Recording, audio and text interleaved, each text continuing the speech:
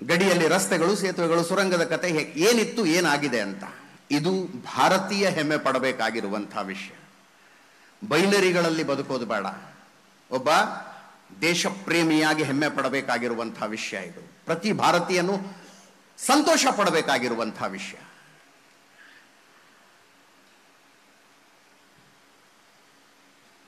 ಕೇವಲ 11 ವರ್ಷಗಳ ಹಿಂದೆ ಭಾರತ ಅಫ್ಕೋರ್ಸ್ ಈಗಲೂ ಕೂಡ ಅತಿ ಹೆಚ್ಚು ಆಯುಧಗಳನ್ನು ಆಮದು ಮಾಡಿಕೊಳ್ಳೋ ದೇಶ ನಮ್ಮದು.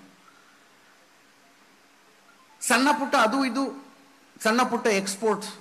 ಕೇವಲ 11 ವರ್ಷದ ಹಿಂದೆ 636 ಕೋಟಿ ರೂಪಾಯಿ ಒಂದು ವರ್ಷಕ್ಕೆ ನಮ್ದು ಎಕ್ಸ್ಪೋರ್ಟ್ ಇದ್ದದ್ದು. 636 ಕೋಟಿ.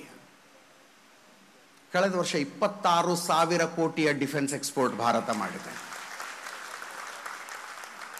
26,000 crores. ಎಷ್ಟು ಪಟ್ಟು ಅನ್ನೋದನ್ನ ನೀವು ಲೆಕ್ಕ ಹಾಕೊಳ್ಳಿ. ಈ ದೇಶ ಎಲ್ಲಿಂದ ಎಲ್ಲಿಗೆ ಬಂದು ನಿಂತಿದೆ ಅನ್ನುವುದು ತಿಳ್ಕೋಬೇಕು, ಹೆಮ್ಮೆ ಪಡಬೇಕು. ಗಡಿಗಳಲ್ಲಿ ಗಡಿ ಕಾಯ್ದು ಬಂದಂತಹ ಸೈನಿಕರಿದಾರಲ್ಲಿ ಬಹಳ ರೋಚಕವಾದ ಸನ್ನಿವೇಶಗಳು ನಡೀತವೆ. ಯಾವತ್ತಾರು ಕೂತ್ಕೊಂಡು ಹರಟೆ ಹೊಡೀರಿ. ಪಾಕಿಸ್ತಾನದ ಸೈನಿಕರು, ಭಾರತದ ಸೈನಿಕರು ಅಪರೂಪಕ್ಕೊಂದ್ಸಲ ಭೇಟಿ ಆಗ್ತಿರ್ತಾರೆ. ಅವರು ಗಡಿಯಲ್ಲಿ, ಶಾಂತ ಗಡಿಗಳಲ್ಲಿ ದೀಪಾವಳಿಗೆ ಒಂದು ಸ್ವೀಟ್ ಕೊಡ್ತಾರೆ, ಹಬ್ಬಕ್ಕೆ ವಿಶ್ ಮಾಡ್ತಾರೆ. ಪ್ರತಿ ಸಲ ಟಾಂಟ್ ಮಾಡ್ತಿದ್ರಂತೆ ಪಾಕಿಸ್ತಾನದ ಸೈನಿಕರು. ನಿಮ್ಮ ಮೇಲೆ ದಾಳಿ ನಡೆಸುವ ಆರ್ಡರ್ ನಾವು ಜೇಬಲ್ಲಿ ಇಟ್ಕೊಂಡು ಓಡಾಡ್ತೀವಿ ಅಂತಿದ್ರಂತೆ. ಜೇಬಲ್ಲಿ ಇಟ್ಕೊಂಡು ಓಡಾಡ್ತೀವಿ ಅಂತ. ಇತ್ತೀಚೆಗೆ ಒಂದು ಪಾಡ್ಕಾಸ್ಟ್ನಲ್ಲಿ ನೋಡ್ತಾ ಇದ್ದೆ ನಾನು. ಮೇಜರ್ ಗೌರವ್ ಆರ್ಯ ಒಂದು ಗಡಿ ಪೋಸ್ಟಿನ ಭೇಟಿಗೆ ಹೋದಾಗ ಅಲ್ಲಿನ ಸೈನಿಕರನ್ನು ಕೇಳಿದ್ನಂತೆ, ಪಾಕಿಸ್ತಾನದವ್ರು ಟಾಂಟ್ ಮಾಡೋದು ಬಿಟ್ಟಿದಾರ ಈಗ ನಿಮ್ಮನ್ನ ಅಂತ. ಪಾಕಿಸ್ತಾನದ ಸೈನಿಕರು ಟಾಂಟ್ ಮಾಡೋದು ಬಿಟ್ಟಿದಾರ ಅಂತ. ಈ ಸೈನಿಕ ಹೇಳ್ದ, ಟಾಂಟ್ ಮಾಡೋದು ಪೂರ್ತಿ ಬಿಟ್ಟಿದಾರ ಅವರು. ಅವ್ರು ಹೇಳ್ತಾರೆ, ನಿಮ್ಮ ಮೇಲೆ ದಾಳಿ ನಡೆಸುವ ಆರ್ಡರ್ ಕಾಪಿನ ನಾವು ಜೇಬಲ್ಲಿ ಇಟ್ಕೊಂಡು ಓಡಾಡ್ತೀವಿ ಅಂತ. ನಮ್ಮ ಆರ್ಡರ್ ಬೆರಳ ತುದಿಯಲ್ಲಿದೆ ಅನ್ನೋದನ್ನು ತೋರಿಸಿದೀವಿ ನಾವೀಗ ಅವ್ರಿಗೆ ಅಂತ.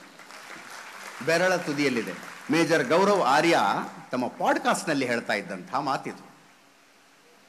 ಅಲ್ಲಿಂದ ಇಲ್ಲಿಯ ತನಕ ದೇಶ ಬಂದಿದೆ. ಅಸಹಾಯಕ ರೀತಿಯಲ್ಲಿ ಓಡಾಡುವ ಜನಸಂಖ್ಯೆ ನಮ್ದು ಆಗಿರಬಾರ್ದು. ಅಟ್ಲೀಸ್ಟ್ ಈಗ ಕೈಲಾಗದವರ ರೀತಿಯಲ್ಲಿ ಓಡಾಡುವಂತಹ ಜನ ನಾವು ಆಗಿರಬಾರ್ದು. ಅಟ್ಲೀಸ್ಟ್ ಈಗ. ನಾನು ಮೊದಲನೇ ಸಲ ಇಸ್ರೇಲ್ಗೆ ಹೋದಾಗ ಇಸ್ರೇಲ್ ಭೀಕರ ಭಯೋತ್ಪಾದಕ ದಾಳಿಯಾಗಿತ್ತು ಅದರ ಮೇಲೆ. ಅಕ್ಟೋಬರ್ 7, 2023. ಅದಾಗಿ ಒಂದು ವಾರಕ್ಕೆ ನಾನು ಅಲ್ಲಿದ್ದೆ. ಇಸ್ರೇಲ್ನಲ್ಲಿ ನಾನು ಒಬ್ಬ ವ್ಯಕ್ತಿಯನ್ನು ಭೇಟಿ ಮಾಡಕ್ಕೆ ಪ್ರಯತ್ನ ಪಡ್ತಾ ಇದ್ದೆ. ಆ ವ್ಯಕ್ತಿಯ ಹೆಸರು ಗೊನೆನ್ ಬೆನ್ ಇಜ್ಕಾಕ್ ಅಂತ. ಆತ ಇಸ್ರೇಲ್ಗೆ ಭಾರತದ ರೀತಿಯಲ್ಲೇ 2 ಇಂಟೆಲಿಜೆನ್ಸ್ ಏಜೆನ್ಸಿಗಳು, ಒಂದು ಇಂಟರ್ನಲ್, ಒಂದು ಎಕ್ಸ್ಟರ್ನಲ್ ಇಂಟೆಲಿಜೆನ್ಸ್ ಏಜೆನ್ಸಿ. ಅವರ ಇಂಟರ್ನಲ್ ಇಂಟೆಲಿಜೆನ್ಸ್ ಏಜೆನ್ಸಿಗೆ ಶಿನ್ಬೆಟ್ ಅಂತಾರೆ, ಎಕ್ಸ್ಟರ್ನಲ್ ಇಂಟೆಲಿಜೆನ್ಸ್ ಏಜೆನ್ಸಿಗೆ ಮೊಸಾದ್ ಅಂತ ಕರೀತಾರೆ. ಭಾರತದ ಹೆಂಗ ರಾ ಇದೆಯಲ್ಲ ಹಾಗೆ ಅವರದ್ದು ಮೊಸಾದ್. ಇಂಟರ್ನಲ್ ನಮ್ದು IB ಇದೆ. ಆ ವ್ಯಕ್ತಿಯನ್ನು ನಾನು ಯಾಕೆ ಭೇಟಿ ಆಗಬೇಕಾಗಿತ್ತು ಅಂದ್ರೆ, ಒಂದು ಆತ್ಮಕಥೆಯನ್ನು ಕನ್ನಡಕ್ಕೆ ಟ್ರಾನ್ಸ್ಲೇಟ್ ಮಾಡಿದ್ದೆ ನಾನು. ಇಸ್ರೇಲಿನ ಮೇಲೆ ಭೀಕರ ದಾಳಿ ಮಾಡಿದ ಹಮಾಸ್ ಭಯೋತ್ಪಾದಕ ಸಂಘಟನೆಯ ಸಂಸ್ಥಾಪಕನ ಮಗನ ಆತ್ಮಕಥೆಯನ್ನು ಕನ್ನಡಕ್ಕೆ ಬರೆದಿದ್ದೆ ನಾನು. ಆತನ ದೊಡ್ಡ ಕನಸು, ತಾನು ದೊಡ್ಡ ಭಯೋತ್ಪಾದಕ ಆಗಬೇಕು ಅಂತ ಕನಸು ಅವನಿಗೆ.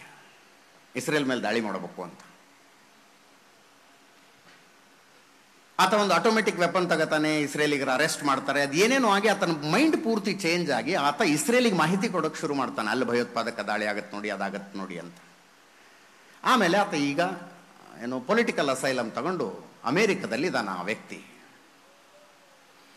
ಆತನನ್ನ ಮೈಂಡ್ ಚೇಂಜ್ ಮಾಡಿ ಇಸ್ರೇಲ್ ಪರವಾಗಿ ಕೆಲಸ ಮಾಡುವಂತೆ ಮಾಡಿದ್ದು ಗೊನೆನ್ ಬೆನ್ ಇಜ್ಕಾಕ್. ಕ್ಯಾಪ್ಟನ್ ಲಾಯ್ ಅನ್ನೋದು ಆತನ ನೆಕ್ನೇಮ್ ಆಗಿತ್ತು. ಆತನನ್ನು ಭೇಟಿಯಾಗಬೇಕಾಗಿತ್ತು ನಾನು, ಆ ಪುಸ್ತಕ ಕೊಡೋಣ ಅಂತ.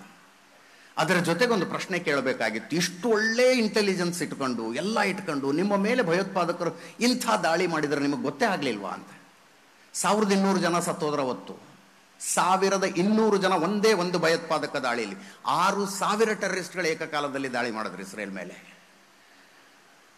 ಇಸ್ರೇಲ್ ತಲೆ ತಗ್ಗಿಸ್ಕೊಂಡು ಕುಳಿತಿತ್ತು, ಅಯ್ಯೋ ಅಷ್ಟೆಲ್ಲ ಪ್ರಿಪರೇಷನ್ ಮಾಡಿ ದಾಳಿ ಮಾಡಿದ್ರೆ ನಮಗೆ ಗೊತ್ತೇ ಆಗಲಿಲ್ವಾ ಅಂತ. ಅವತ್ತು ಗೊನೆನ್ನ ಕೇಳದೆ, ಎಲ್ಲಿ ಫೇಲ್ ಆದ್ರಿ ನೀವು, ಯಾಕೆ ಈ ವೈಫಲ್ಯ ಆಯಿತು?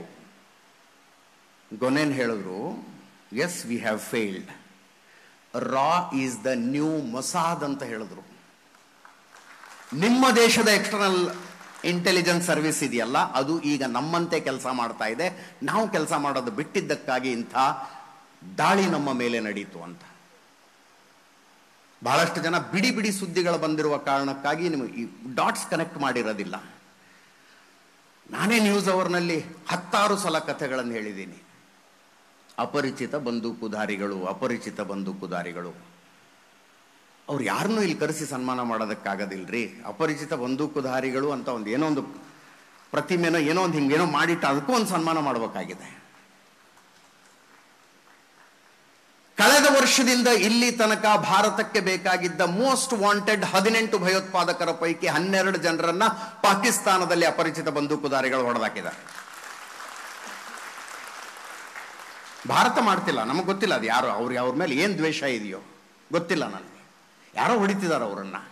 ಬಟ್ ಕೋ ಇನ್ಸಿಡೆಂಟ್ಲಿ ಅವರೆಲ್ಲರೂ ಭಾರತದ ಶತ್ರುಗಳಾಗಿತ್ತು. ಕೋ ಇನ್ಸಿಡೆಂಟ್ಲಿ ಅವ್ರ ದೇಶದಲ್ಲಿ ಏನ್ ಸಮಸ್ಯೆ ಇತ್ತೋ ಏನೋ ಆಸ್ತಿ ಜಗಳನ್ನು ಅನೈತಿಕ ಸಂಬಂಧಕ್ಕೆ ಹೊಡಿತಿದಾರೋ ಗೊತ್ತಿಲ್ಲ ನಮಗೆ. ಬಟ್ ಬಂದು ಹೊಡಿತಿದ್ದಾರೆ ಅವ್ರನ್ನ. ಅಪರಿಚಿತ ಬಂದೂಕುಧಾರಿಗಳ ಬಂದು ಹೊಡಿತಾ ಇದ್ದಾರೆ. 18 ಭಾರತಕ್ಕೆ ಮೋಸ್ಟ್ ವಾಂಟೆಡ್ ಭಯೋತ್ಪಾದಕರು ಲಷ್ಕರ್ ಎ ತಯ್ಯಬಾದ್ ಅವರಿದ್ರು, ಹಿಜ್ಬುಲ್ ಮುಜಾಹಿದ್ದೀನ್ ಅವರಿದ್ರು. ಅವರು ಪಾಕಿಸ್ತಾನದ ಸೆಕ್ಯೂರಿಟಿ ಜೊತೆಗೆ ಬದುಕ್ತಾ ಇದ್ರು, ಸೆಕ್ಯೂರಿಟಿ ಏರಿಯಾಗಳಲ್ಲಿ ಬದುಕ್ತಾ ಇದ್ರು. ಒಬ್ಬ ಏನೋ ನಮಾಜ್ ಮಾಡಕ್ ಹೋದಂತೆ ಯಾರೋ ಮಾರುತಿ 800 ಅಲ್ಲಿ ಬಂದು ಹೊಡೆದು ಬಿಟ್ರಂತೆ. ಇದು ಪಾಕಿಸ್ತಾನದಲ್ಲಿ ಅಷ್ಟು ಇಲ್ಲ, ಕೆನಡಾದಲ್ಲಿ ಇಬ್ಬರು ನೋಡಿದ್ರು, ಯುಕೆನಲ್ಲಿ ಇಂಗ್ಲೆಂಡ್ನಲ್ಲಿ ಒಬ್ಬರು ನೋಡಿದ್ರು. ಅಪರಿಚಿತ ಬಂದೂಕುಧಾರಿಗಳು ಅದು ಯಾವ ಪುಣ್ಯಾತ್ಮರೋ ಏನೋ ಭಾರತಕ್ಕೆ ಬೇಕಾಗಿದ್ದಂಥವರನ್ನ, ಭಾರತದ ಶತ್ರುಗಳನ್ನು ಒಬ್ಬೊಬ್ಬರನ್ನೇ ಹೊಡೆದಾಕ್ತಾ ಇದ್ದಾರೆ. ಇಲ್ಲಿ ತನಕ ಆಧುನಿಕ ಪ್ರಪಂಚದ ಇತಿಹಾಸವನ್ನು ತೆಗೆದು ನೋಡಿ,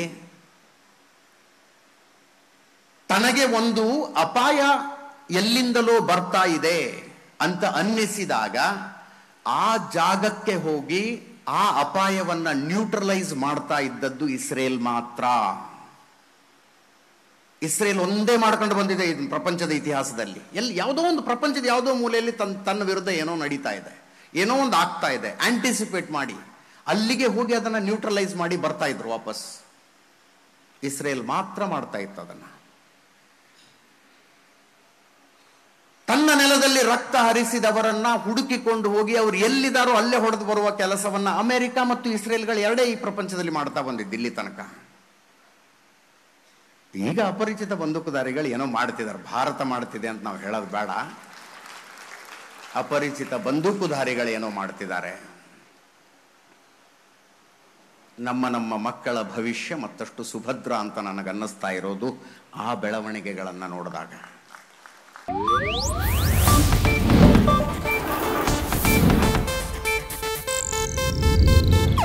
ಇದು ಏಷ್ಯಾನೆಟ್ ನ್ಯೂಸ್ ನೆಟ್ವರ್ಕ್ ಪ್ರಸ್ತುತಿ.